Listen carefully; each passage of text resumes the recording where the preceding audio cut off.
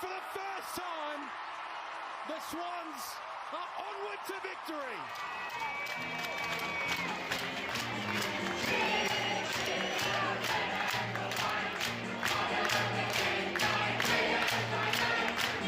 Welcome back to A Bevy of Bloods, a fan podcast of the Sydney Swans Football Club. So to all you loyal Swans out there who just can't get enough of the red and the white, fluff up your tail feathers and settle in for a potentially biased yarn about all things to do with our beloved Bloods.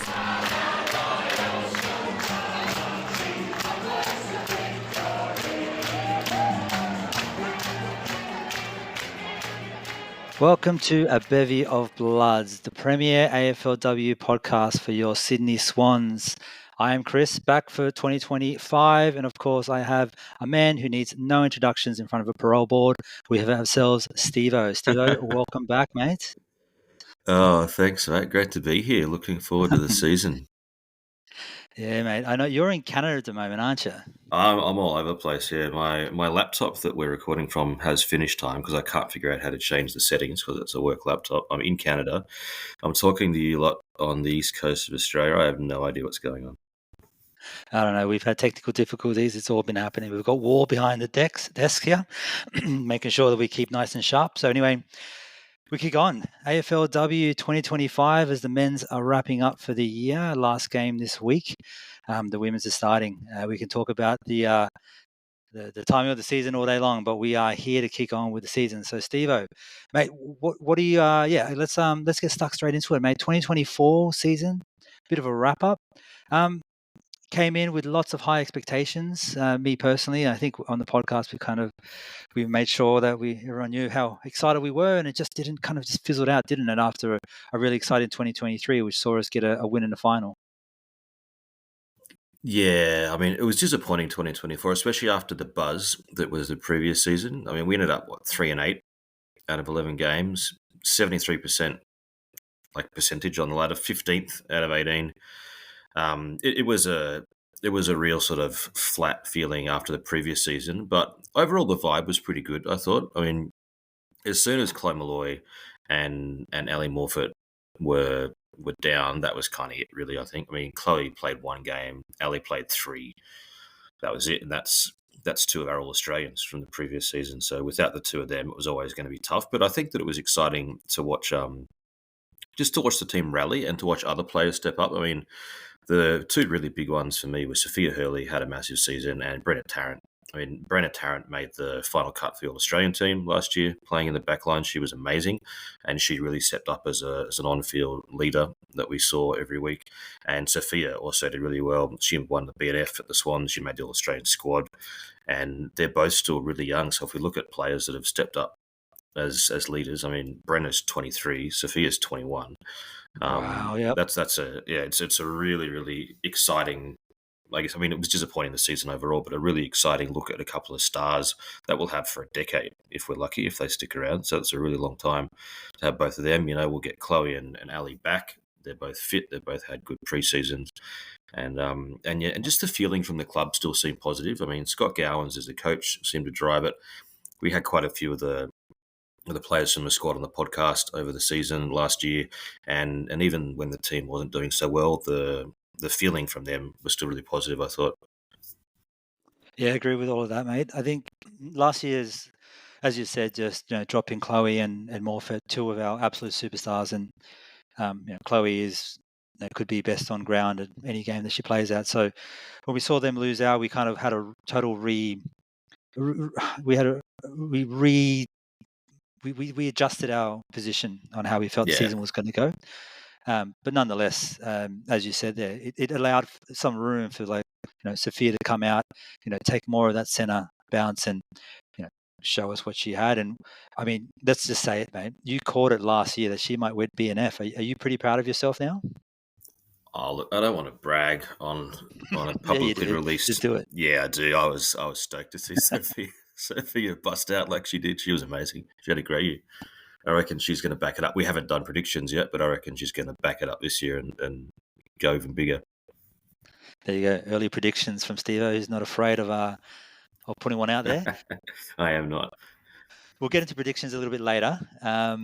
I think 2024, as we said there, to kind of quickly wrap it up, came with high expectations, didn't quite go through, but what we did see was a few of the girls really step up. And I probably would like to say Tanya Kennedy kind of falls into that mix as well. Yeah, she really kind of came out and just took her game style and just managed to, make the competition appreciate how hard she works. And she ended up, getting more and more centre bounce time, and she was more noticeable around the ground. And her level of aggression and hard running was just something to be seen. I kind of love seeing her game as well. Yeah, she became a favourite here on the podcast for sure. And Yeah. there's one other I'll chuck in too that was really nice to see emerging and really starting to take a strong role was Cynthia Hamilton. She was really good as well. Yeah, Cynthia is a bit of a leader as well, eh? Absolutely. Yeah, really. I mean, there was quite a lot of players, I think, that stepped up in the absence of some missing stars. And the idea of having that core group, or most of them, we have lost a few players in the trade and stuff. But the idea that we'll have most of that core that, held it together last year, and then bringing some stars back in and some really exciting new ones that have come in that we'll talk about in a moment. Things are looking good for this year. I think I'm positive. That's it, mate. What a fantastic transition. You've done this before. So, a few list changes for the year, of course. So we got outs-wise, Hayley Bullis, Brooke Lachlan, who's actually now joined the coaching ranks for the team. I saw this morning. Alana Woodward, Montana Brewston, Ella Heads, Bella Smith, Paige Shepherd, Lisa Steen, Zagetti, Lisa Vale, and Amy Whelan. Quite a lot of names there that, long-term listeners of the potty are going to know that there's quite a few names there. We really, really appreciated their time, and seeing a few of them go. For me, a notable one there would probably be Ella Heads, really coming into a prime of her time, really solidifying in that back line. Just an absolute competitor.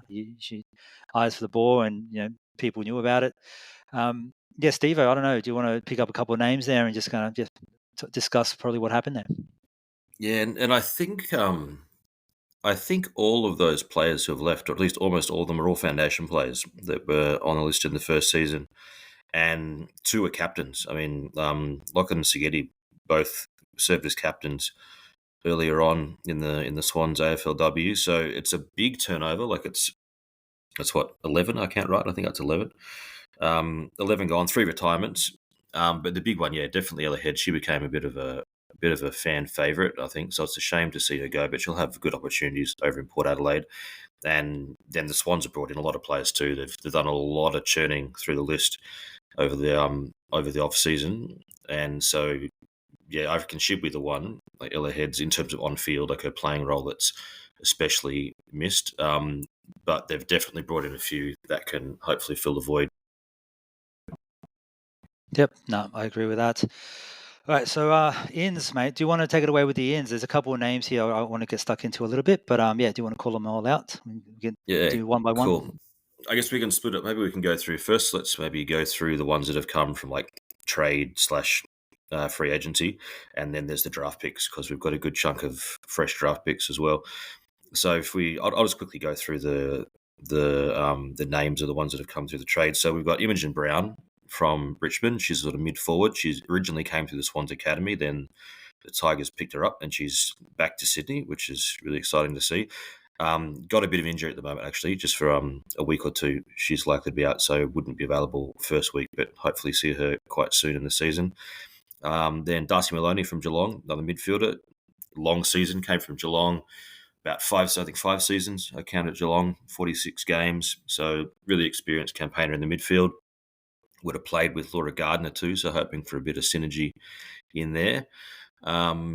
If those two can start to link up. And then Lula Puller, 46 who's come games from over 5 seasons, is a veteran made in the midfield like that. Exactly. That's a lot of time.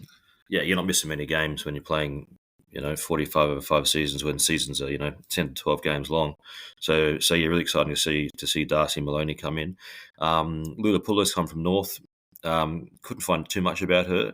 Defender, and formerly from Brisbane Roar W League Soccer, from what I could see, but I couldn't find much more about her. Did you see anything more about her? I did a bit of Googling and couldn't get much. No, aside from the fanfare that her the switching codes and whatnot comes in as a bit of like as professional of an athlete you're going to find from all accounts, as you can imagine. So, what we're imagining to see out of Lulu would be a hard runner and a genuine competitor. So, where Ella leaves that defender spot, maybe Lulu kind of steps up. So it's going to be interesting to see. Yeah, and a bit more boost from the defence. Also, Ashley Van Loon's come from Essendon, also a defender. Has played 26 games in the last 3 or 4 years since 2022. She started, so what's that? 2, 3, 4. Yeah, this will be her 4th season in the system as well, if I'm counting right. It is early in Canada, so my math could be off. It's very Crunching early. numbers. Absolutely, and then the other one who came in through like the non-draft. So those 4 all came direct through clubs through various trades and stuff. But then Jasmine Grissom also came as a delisted free agent from across the road at the Giants, and she plays all over the ground. She's played 61 games at 3 different clubs. So again, she brings some real solid experience to the team. Yep. Yeah, exactly. Look, of all of those names, I kind of it does really scream to me a lot of we've got a lot of young talent in the team, and that's something we've been really excited about seeing. And we always say that they're held up by the likes of like Lucy McAvoy, who is unbelievably young as well. And we always forget, and we remind her at the time how maybe we shouldn't have told her that she kind of comes across as very old. But coming in with it, she was like, "Yeah, I get this all the time." Yeah. But having a look at those names, there's a lot of experience that we're bringing in, and that's really going to take it a long way. And I think I personally have big raps on what we might be able to do this season. Scotty Gowans is never going into a season thinking that he's only halfway there. He really wants to put a really competitive team on the ground all the time. He called it out from day one of his tenure. We're not take part, we're here to compete. I think was his catchphrase from the very beginning. So to see these names with a lot of tenure come straight in gets me excited. So yeah, pretty excited. It's going to be good.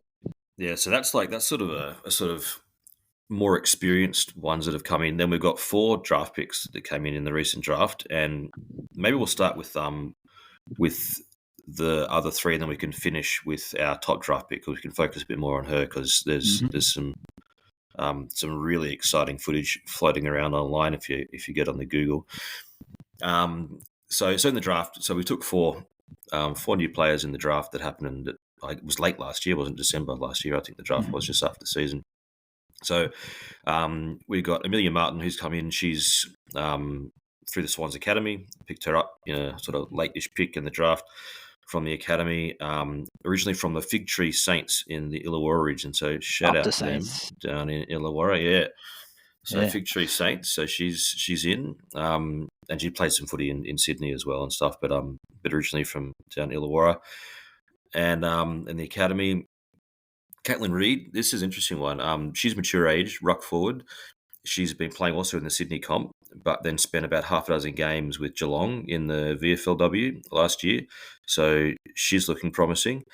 And then Sarah Steele Park also came in. She's from North Adelaide, but prior to that, Alice Springs. And I couldn't find too much info about her. But yeah, she was also, I think she might actually be on some sort of supplementary list, because there's been changes to the list sizes. So the Swans, I think one of the reasons behind the real chopping of the list is that the startup club concessions that we had, I think, have now lapsed. I can check this out and come back to it in more detail in a later episode. But yeah, so Sarah Steele Park, I'm not sure if she's actually on the primary list or if she's in some sort of like supplementary, but I'll find that out and let people know once the season gets rolling. The Caitlin Reid one. There you go. Yeah, I was going to say the Caitlin Reid one with mature aged ruck forward. Losing Bella Smith as that extra tall, occasionally put herself up there. I think that's probably where that comes from as well. Another like mature, bigger body, taller girl get in there in the mix. So yeah, a bit of a like for like. I'd suggest, although Bella Smith's going to be very, very much missed, and I think she really had some great times out there with Morford out. But hopefully see Caitlin come in there and do a good job. And she's apparently been smashing it in the Sydney comp. So you had those half a dozen games at Geelong VFW last year, but when she was in the Sydney comp, apparently she absolutely tore it apart for East Coast Eagles, which play up in the northwest of Sydney, but they're called East Coast. It's confusing.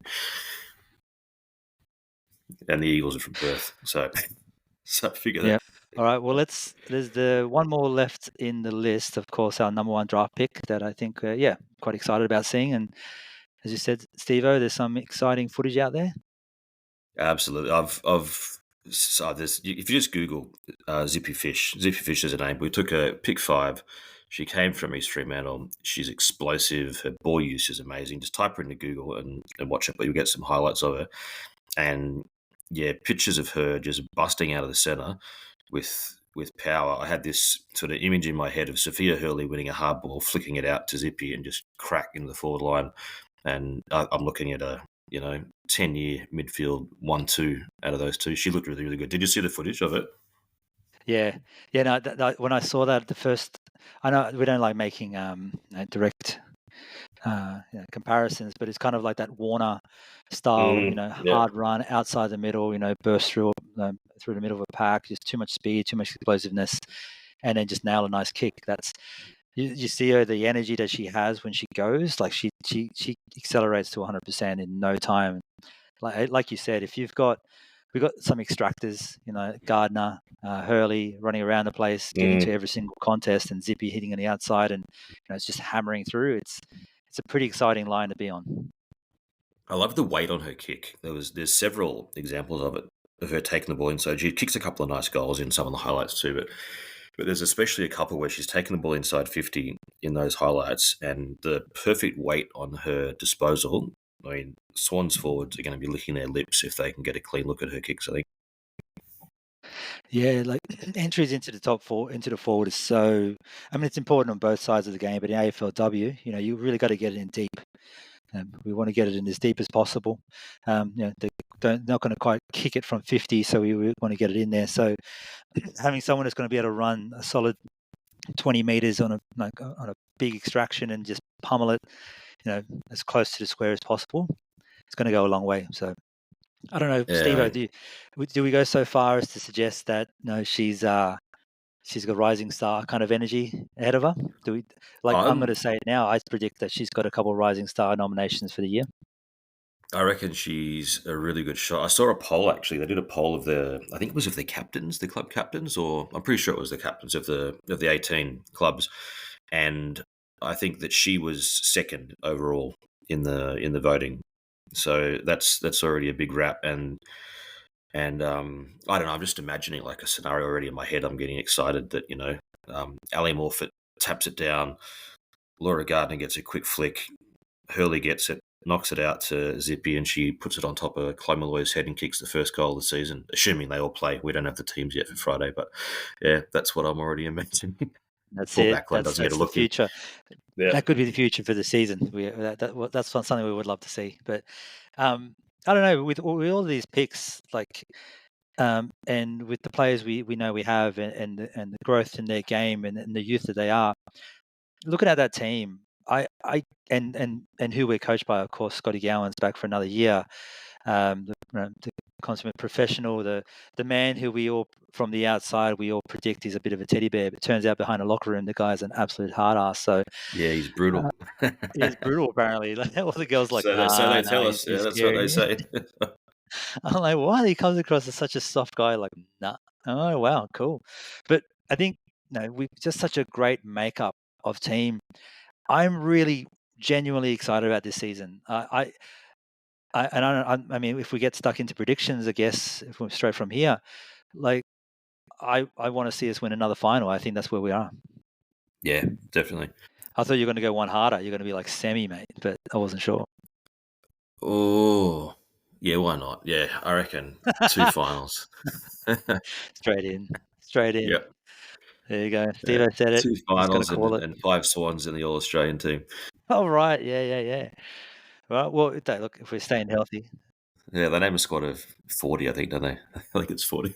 Yeah, no, definitely, I want to make the finals.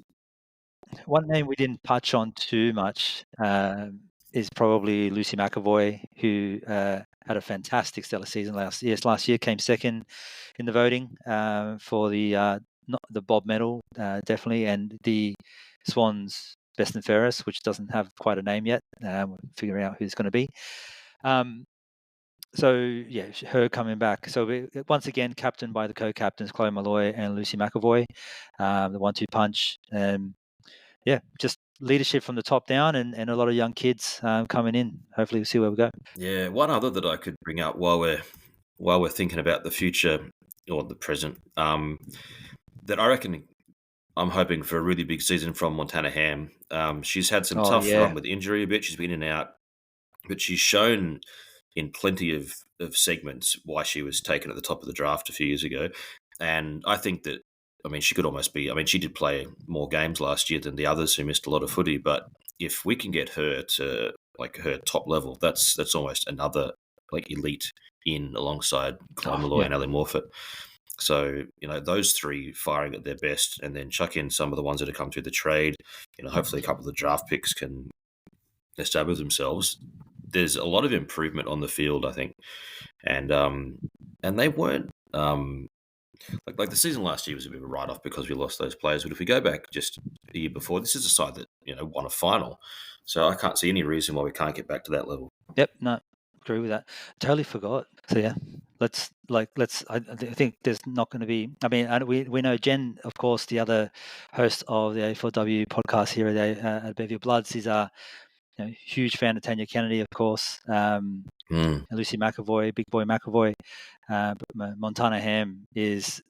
You're not going to find a single person in the Swansdom that's not going to think that she's got an incredibly high ceiling. And we've seen snippets of it. We know what she can do. Could be her year. Stay healthy. It's going to be tight for spots, in that midfield. When you look at some of the ins through the draft, it's going to be, it's going to be a really strong midfield. Compete for their spots. Yeah, there's pressure, which is always good. Yep. Competition, internal. Scotty Gowans loves it. That's what he's all about.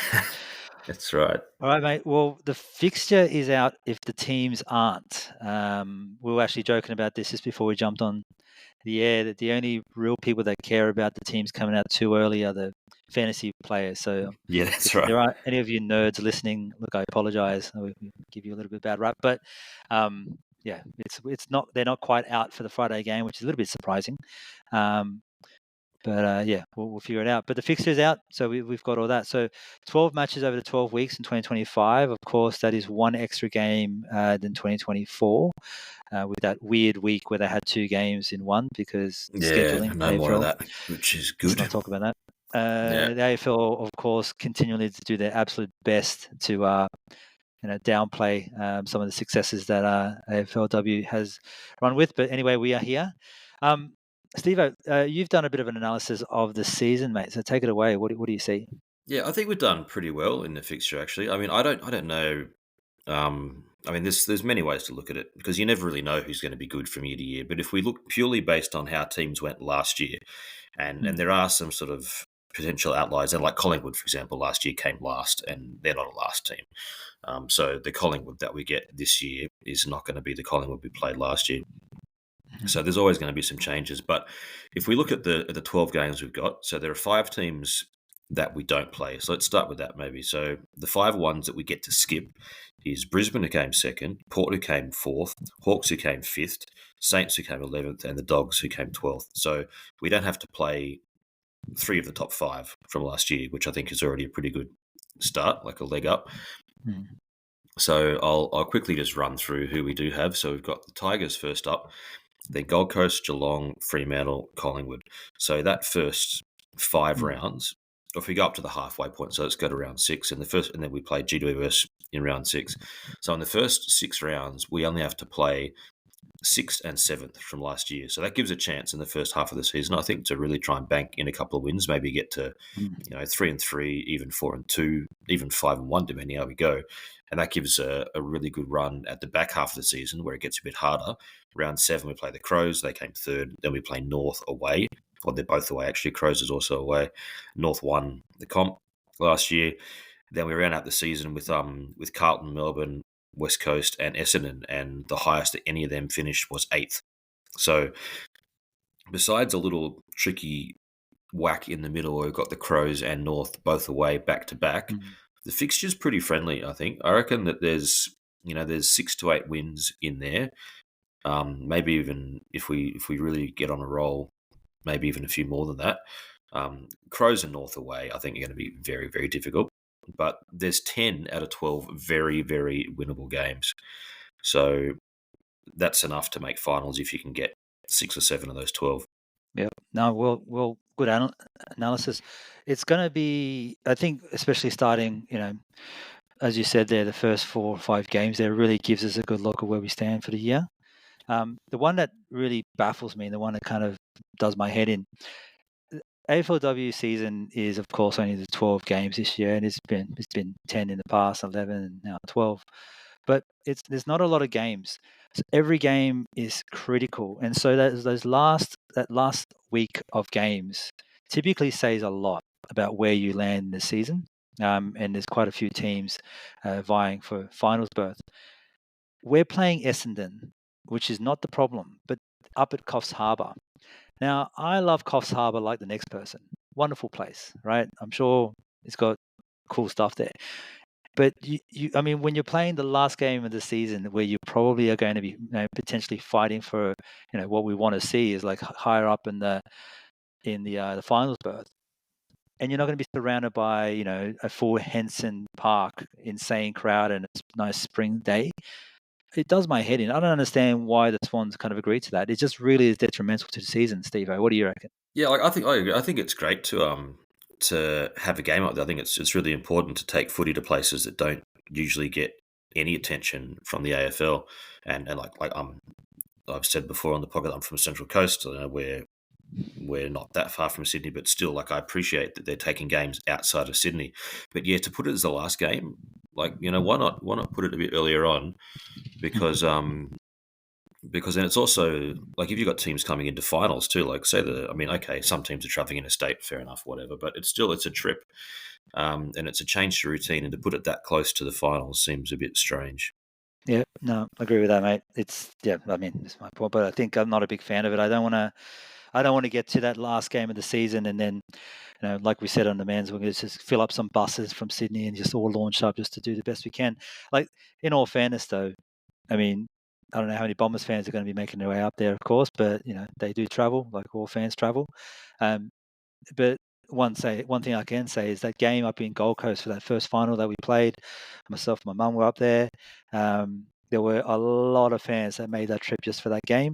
So I dare say if it gets sticky and pointy towards the end of the season, yeah, you'll see plenty of buses heading up there, and so we'll be on one of them. So anyway, hopefully it doesn't get to that. And there'll be a We're crowd well for ahead sure. of it. Yeah, it's a beautiful. I played footy up there years ago. I'm pretty sure it's the same field, and it's a beautiful venue. And like the people from Coffs and North Coast will turn up for sure. I just wonder about the timing of doing a game like that right on the eve of the finals. But yeah, Beautiful. All right, mate. It is time for predictions. We've made one already, so if I can just call that out again, and we'll ask Jen for hers to make sure we lock it away. So I'm saying I'm going in for a finals win for this year. I would like to see it. I reckon we could finish as far up as 6th for the year. What about you, mate? Where are you saying? I'm going to be slightly more cautious. I'm going to say that I want to return to the finals and then take it from there once we get there. But my absolute minimum hope is to get back in the finals. Yep. All right. Yeah, I was going to say, I think at minimum, finals is what we want, but I reckon we go one step further, a win into the finals. Let's see where we are. I want to win too. I want to make the third week of the finals. That's what I want a premiership. Damn it! So yeah, the men's season has been an interesting one. People hurting. Instead of women come up. All right, so the next one is going to be predicting the Bob medal. The Bob medal, of course, is our version of the Bob Skilton medal, where we give 3 to 1 points out every week to the best players of the week. We tally it up, and then we buy the winner a case of some kind of sparkling water or whatever it is that they're allowed to drink. Steve-O, mate, I will pass it over to you. You kind of touched on it already, but are you going with your favourite? Can I just pick one, or can I give a 3-2-1? Oh, mate, you can do what you want. Yeah, go 3-1. Go for it. All right. Yeah, I reckon that Ali Morfitt is going to come back in and blast it, and she's going to win our medal. I reckon Sophia Hurley's going to get 2, and I reckon that Laura Gardner's going to have another massive year and be 3rd. That's my 3-2-1. All right. No, that's pretty safe, I think. I'm going to go a little bit more aggressive. Not aggressive, actually. This is not aggressive at all, given she came second. But I'm going to go with big boy Lucy McAvoy to come in at number 1. She got some more midfield minutes. I think she's going to be struggling to get that. But what she does do is settle down wherever she is. I would love to see them finally settle her down in a particular position. She kind of plays that Callum Mills role where they kind of put her where there's a bit of danger. But let's see her get like a bit of a wing position or hold some certain line. Just absolutely cranking stuff. So I'm going with her to be a bit of a smoky in the Bob medal. First, I'm going to go with Sophia Gardner. Let's call that Sophia Gardner. Sophia Hurley coming in for number 2, and Gardner coming in for number 3. Nice. Mixing those two up. Notable that none of us got Chloe Malloy in our list, but I don't want to jinx Chloe. I just want to let her play footy. Stay fit for 12 weeks, plus 2 to 3 finals, 4 finals. Yeah, exactly. 2.5 goals per game, and see it out. Let's go. All right, mate. Well, that's the bit of a wrap up of the AFLW. We've got the game ahead of us on Friday. Of course, if you haven't got your tickets, you're insane. So make sure you get your tickets. It's typically a pretty tight affair. Like it's very, very, very packed. The Swans do a great job of putting on a big spread on it. So, and the atmosphere is just the best. It's second to none. So make sure you get the tickets. Friday night game against the Tigers. Stevo, what do you think? What's your prediction here? Oh, Tigers, I mean, they made the finals last year. They lost their first final, so they bounced straight out of finals. But I think this is a good first up game for us, actually. It's a test against a team which had a good 2024 season and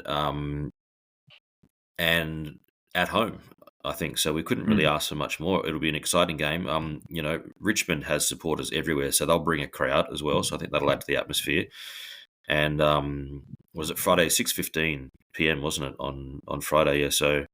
So duck out of work early, knock off at 4, whatever you need to do, get over to North Sydney, and watch our girls run amok. Yeah, it's going to be a bit of an interesting one. We're going to have Monconti, of course, who is just the best player in AFLW. She is unbelievable. We tried to put clamps on her before. I think Tanya Kennedy had a good run at it and didn't quite do the job. But I'm going to give it back to Tanya Kennedy, of course, playing a bit of a tagger role, huge fitness, a bit of an aggressor. So let's. I'm going to go for a bit of a prediction and seeing Monconti with going to touch the ball like 7 times throughout the game, and Tanya Kennedy's going to get the clamps on her. Yeah, the whole game, not in the first quarter, 7 times in the whole game. Not in the first quarter. Okay. That is in a game. I hope that happens too. In a game. In the game. All right, I'll add to yours. I reckon that Laura Gardner is going to get more touches in the first quarter than 7. So it's going to be a tight. So Gardner's going to get more touches in a quarter. All right. In the first quarter, yeah, she's going to start on fire. Yeah. I mean, we never, ever suggested we weren't one-eyed on this podcast. So you can take that to the bank. There's no objectivity here whatsoever. That's it. I was just going to say, that Montana Berylson, she's gone over to Richmond. I'm not sure if she's in the selection frame or not, but we may have at least one former Swan to play against, and for sure, whether she plays or not, she will have told them exactly how all of our players work. So there'll be no surprises for them. So I think it'll be a tough contest, but yeah, I reckon we'll sneak it. I reckon we'll win by a goal, 6 points, straight kick, one straight kick. One straight kick after the siren. Yeah, I'm looking forward to it. I'll be there. It's going to be wicked. The crowd's going to get nuts. All right. Well, that wraps up this AFLW preseason for 2025. If you enjoyed what you heard, please listen up for the rest of the season. We'll be doing this every single week, of course, between myself, Stevo, and Jen, of course, who will join us on the occasion, who's sitting in surgery now, but that's a different story altogether with. if you like what you heard, please make sure you follow us, give us a like, and all that kind of dumb stuff that you do. Or if you see us at the game, just come and say hello. It's always great to listen to everyone. So till then, up the Bloods and Carnew Swannies.